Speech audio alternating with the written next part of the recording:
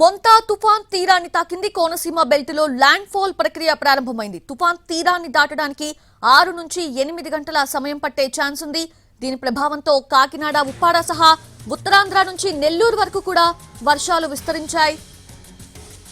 భారీ వర్షాలకు భారీ చెట్లు కూడా నేలకూలుతున్నాయి. విద్యుత్ స్తంభాలు తెగిపడుతున్నాయి.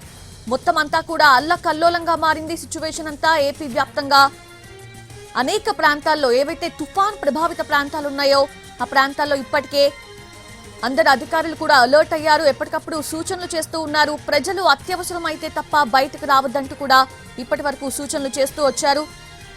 అలానే toll free numbers, WhatsApp numbers, dial numbers ని కూడా ఇవ్వడం జరిగింది.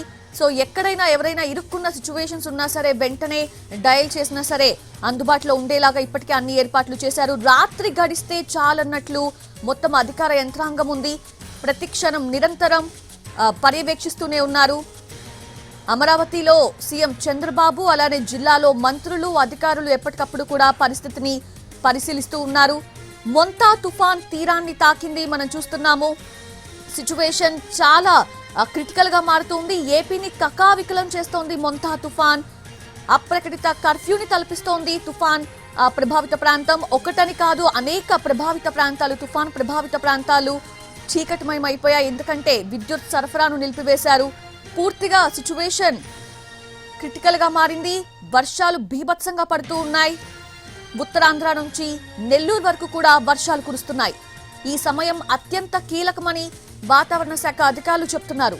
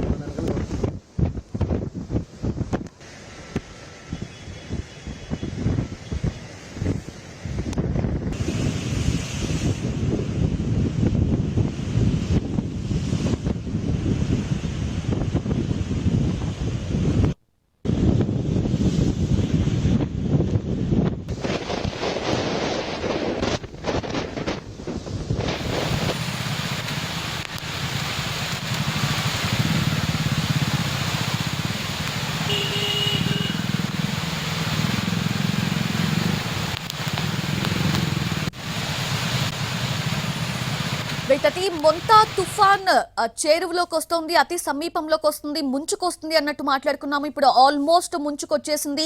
మొంతా తుఫాన్ తీరాన్ని తాకింది. కోనసీమ బెల్ట్ లో ల్యాండ్ ఫాల్ ప్రక్రియ అయితే ప్రారంభమైంది. విశాఖలో పరిస్థితి ఏ విధంగా ఉంది తెలుసుకునే ప్రయత్నం చేద్దాము. మా ప్రతినిధి చిరంజీవి లైవ్ లో అందుబాటులో ఉన్నారు. చిరంజీవి, అక్కడ సిచ్యువేషన్ ఎలా ఉంది? అధికారులు అలర్ట్ గానే ఉన్నారా?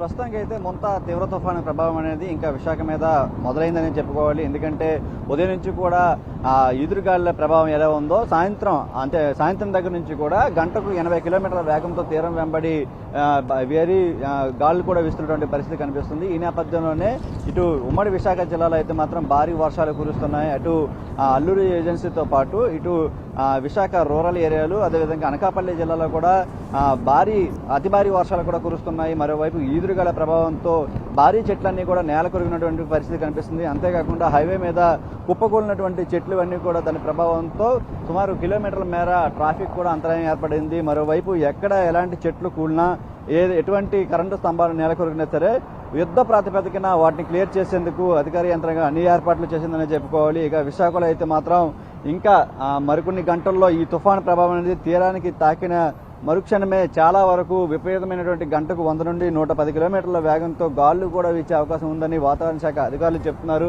ప్రస్తుతం బంగాళాఖాతం అంతా కూడా అల్లకల్లోలంగా మారింది.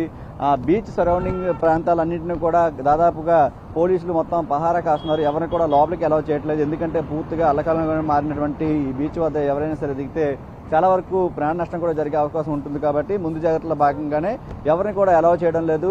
మరోవైపు పెద్ద పెద్ద హోర్డింగ్లు ఇవన్నీ కూడా చాలా ప్రమాదకరంగా మారాయి. అటువంటి ప్రాంతాల్లో ఎవరు కూడా ప్రజలు ఎవరు ఉండకూడదని చెప్పేసి స్పష్టమైన ఆదేశాలు కూడా జారీ చేయడం జరిగింది. మరోవైపు చూస్తున్నాం ఇటు బీచ్ వద్ద ఒకసారి గాలుల తీవ్రత అనేది, కొబ్బరి చెట్లు అవన్నీ కూడా దిశ ఇటువైపు వెళ్తున్నాయి ఒకసారి చూడొచ్చు.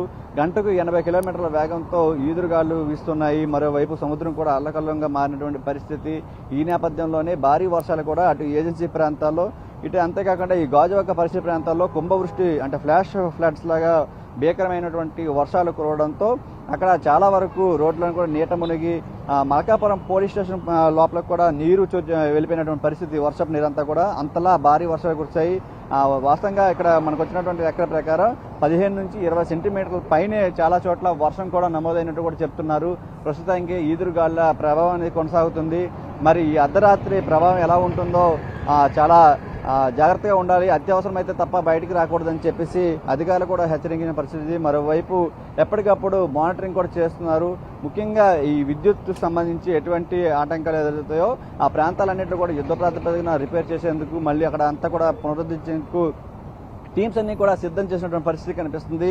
మరి విశాఖ మీద కాకినాడ తర్వాత, మచిలీపట్నం తర్వాత అత్యంత ప్రభావం చూపించినటువంటి విశాఖ మీద కూడా ఉంటుంది కాబట్టి గతంలో కూడా చాలా వరకు తిత్లీ తుఫాను, ఇటువంటి ఫైలన్ తుఫాను, ఇటువంటివన్నీ కూడా చాలా చూసినటువంటి మత్స్యకారులు ముఖ్యంగా భయాందోళనకు గురవుతున్నారు. ఎందుకంటే తీరం వెంబడి అతి పొడవైనటువంటి సుమారు 45 కిలోమీటర్ల పొడవైనటువంటి కోస్టల్ ఏరియా ఉన్నటువంటి విశాఖ, మరి మత్స్యకార కుటుంబాలన్నీ కూడా బిక్కుబిక్కుమంటూ ఉంటున్న పరిస్థితి.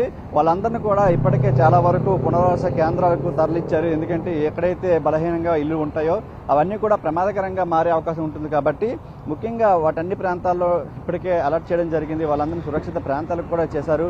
మరి ఈ రోజు రాత్రి అంటే ఇంకా మరో 2-3 గంటల్లో పూర్తిగా ఇది ఇక్కడ విశాఖ తీరాన్ని తాకిన తర్వాత దీని ప్రభావం ప్రచండంగా ఉండే అవకాశం ఉంటుంది కాబట్టి దానికి తగ్గ అన్ని జాగ్రత్తలు కూడా తీసుకుంటారు. అత్యవసరమైతే తప్ప రావద్దని చెప్పి అధికారులు కూడా హెచ్చరికలు జారీ చేస్తున్నటువంటి పరిస్థితి కనిపిస్తుంది. మీరు ఈ నేపథ్యంలోనే ఈ ముంతా తీవ్ర తుఫాన్ అనేది ప్రభావం విశాఖ మీద కూడా చాలా ఎక్కువగా ఉండే అవకాశం ఉంటుంది కాబట్టి ప్రజలంతా కూడా జాగ్రత్తగా ఉండాలని చెప్పి అధికారులు ఇప్పటికే హెచ్చరికలు జారీ చేశారు.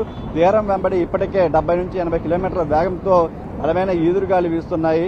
మరి తీరాన్ని తాకే సమయంలో ఖచ్చితంగా 100 నుండి 110 కిలోమీటర్ల వేగంతో ఈ తీవ్ర తుఫాను ప్రభావంతో ఈదురుగాలు వీచే అవకాశం ఉంటుంది కాబట్టి అలాంటి సమయంలో చాలా వరకు జాగ్రత్తగా ఉండాలని చెప్పేసి ఇప్పటికే అధికారులు హెచ్చరించినటువంటి పరిస్థితి కనిపిస్తుంది. ముఖ్యంగా రాత్రి ఈరోజు అతి భారీ వర్షాలు కురిసే అవకాశం ఉండి లోతట్టు ప్రాంతాలన్నీ కూడా పూర్తిగా జలమయ్యే అవకాశం ఉంటుంది కాబట్టి ఖచ్చితంగా ప్రజలంతా కూడా సురక్షిత ప్రాంతాలకు చేరుకోవాలని చెప్పేసి ఇప్పటికే అధికారులు స్పష్టమైన ఆదేశాలు అయితే జారీ చేయడం జరిగింది.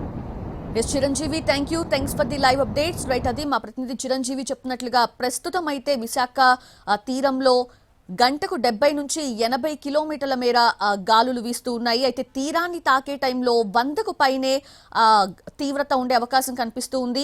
అయితే పూర్తిగా సంసిద్ధతతో ఉన్నారు అధికార యంత్రాంగం అంతా కూడా. ఇప్పటికే ప్రజల్ని అలర్ట్ చేయటం, అలానే అధికారులు కూడా అలర్ట్ గా ఉన్నారు. ఎక్కడికక్కడ ఎటువంటి సిచ్యువేషన్స్ జరగకుండా, క్రిటికల్ సిచ్యువేషన్స్ జరగకుండా అన్ని ఏర్పాట్లు కూడా చేశారు.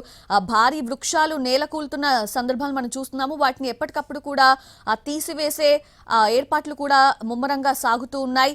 కేంద్రం కూడా ఎప్పటికప్పుడు మానిటర్ చేస్తూ ఉంది, రాష్ట్ర ప్రభుత్వంతో సంప్రదిస్తూ ఉంది. ఎలా ఉంది సిచ్యువేషన్, ఏంటి, ఏదైనా సహాయం కావాలా అనేది కూడా.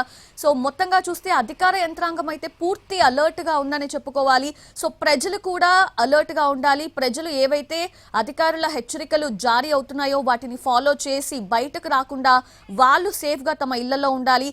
అండ్ చాలా మంది ప్రజలు ఎవరైతే తీర ప్రాంతాల్లో, లోతట్టు ప్రాంతాల్లో ఉంటారో వాళ్ళని ఇప్పటికే సురక్షిత ప్రాంతాలకు తరలించారు కాబట్టి సో ఇంకా ఎవరైనా అక్కడే ఉన్న నేపథ్యం ఉంటే వాళ్ళు వెంటనే సురక్షిత ప్రాంతాలకు వెళ్లాలని కూడా సూచిస్తూ ఉన్నారు.